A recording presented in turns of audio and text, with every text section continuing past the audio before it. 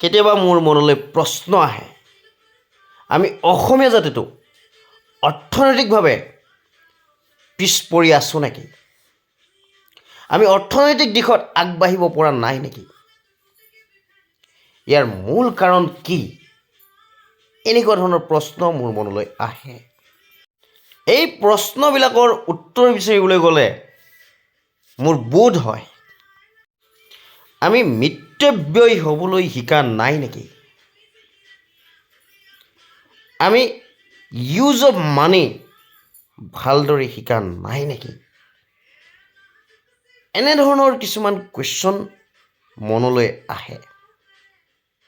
ইয়াৰ পৰা পৰিত্ৰাণ পাবলৈ আমি আগুৱাই যাবলৈ হ'লে কেনেধৰণে আগবাঢ়িব লাগিব? দিয়কচোন আপোনালোকৰ পৰামৰ্শবিলাক।